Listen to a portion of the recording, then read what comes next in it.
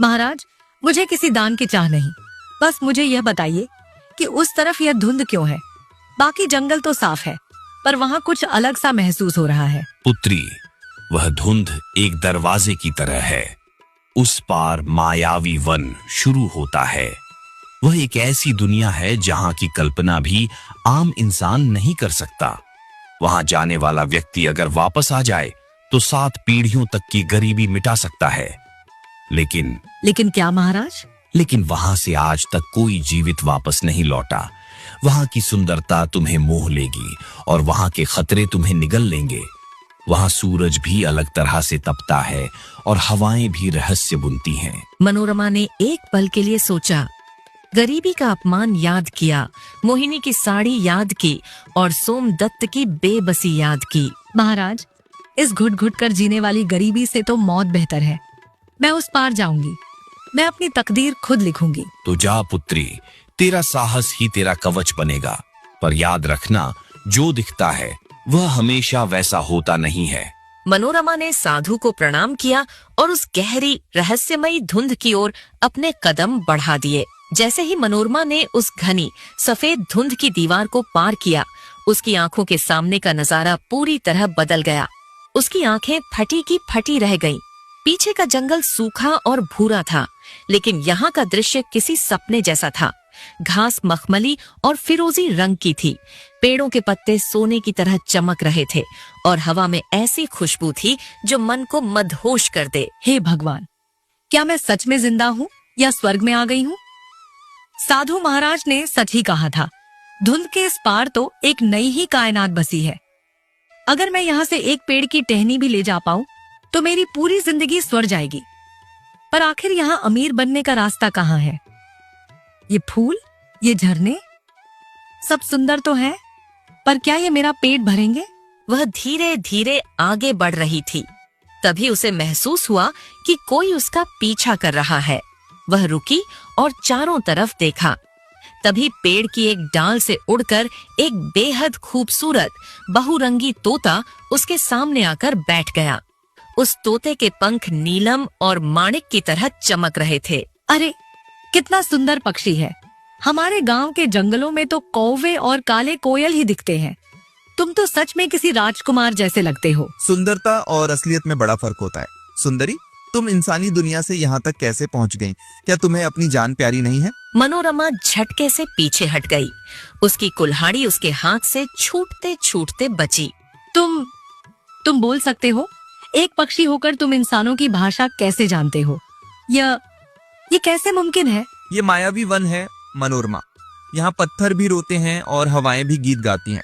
यहाँ नामुमकिन जैसा कुछ भी नहीं है। वैसे तुम यहाँ अपनी गरीबी का इलाज ढूंढने आई हो ना?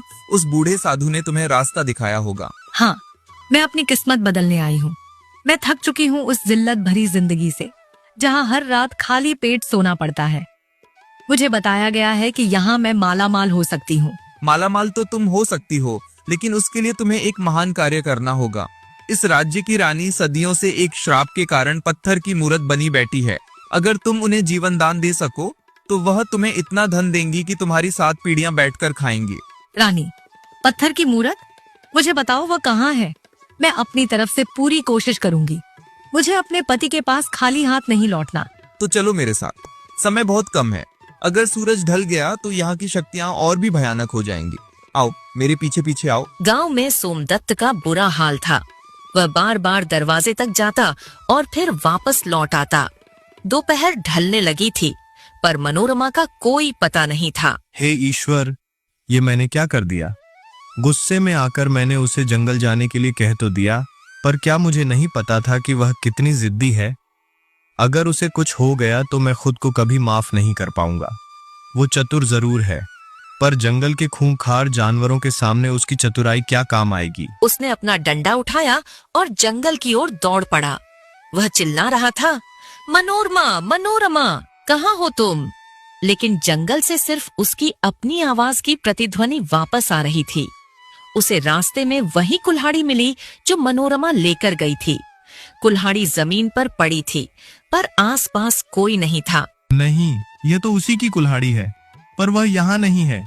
क्या किसी जानवर ने? नहीं, ऐसा नहीं हो सकता। भगवान, मेरी पत्नी को वापस ला दो। मैं कभी उससे ऊंची आवाज में बात नहीं करूंगा। मुझे धन नहीं चाहिए, मुझे सिर्फ मेरी मनोरमा चाहिए। इधर मनोरमा तोते के पीछे पीछे एक ऐसी जगह पहुंची जहां एक विशाल दूधिया झरना पहाड़ से नीचे गिर रहा था। उस झरने का पानी सामान्य नहीं था, वह चांदी की तरह चमक रहा था। रुको, यही वह चमत्कारी झरना है। इस गिरते हुए पानी के ठीक पीछे एक गुप्त गुफा है जहाँ रानी की प्रतिमा रखी है। तुम्हें उस झरने के भीतर जाना होगा।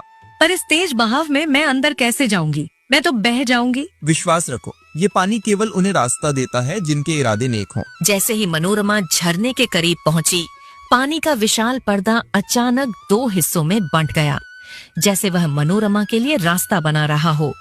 मनोरमा चकित रह गई।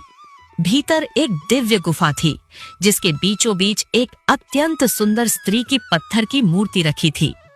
मूर्ति के चेहरे पर दुख के भाव साफ देखे जा सकते थे।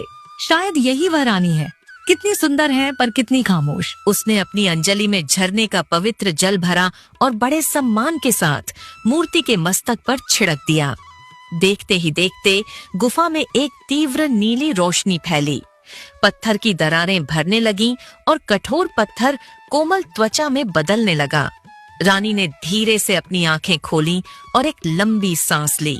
हजारों साल की कैद से आज मुझे किसी ने मुक्त किया है। कौन हो तुम, साहसी नारी? तुमने मुझ पर यह उपकार क्यों किया? मेरा नाम मनोरमा है, महारानी। मैं तो बस अपनी किस्मत और अपने घर की हालत सुधारने निकली थी।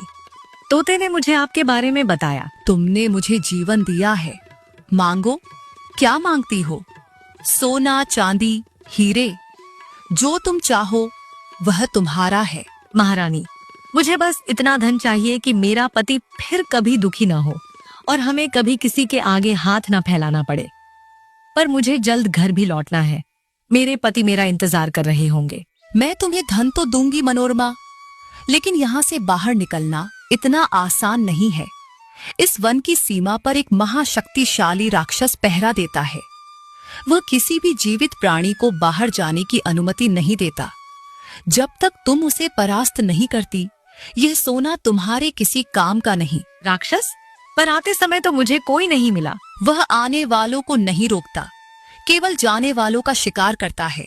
लेकिन डरो मत, मैं तुम्हें सोने की अशर्फियों से भरी एक थैली देती हूँ। अपनी बुद्धि का प्रयोग करना, क्योंकि वह राक्षस जितना ताकतवर है उतना ही अहंकारी भी है। रानी ने हवा में हाथ लहराया और सोने के सिक्कों से भरी एक भारी थैली मनोरमा के सामने प्रकट हो गई। मनोरमा ने उसे कसकर पकड़ लिया। मनोरमा तेजी से वन की सीमा की ओर भाग रही थी। अंधेरा गहराने लगा था। तभी अचानक धरती कांपने लगी। एक भयानक गर्जना हुई और उसके सामने एक 10 फुट ऊंचा डरावना राक्षस आकर खड़ा हो गया। उसके दांत बाहर निकले थे और आंखें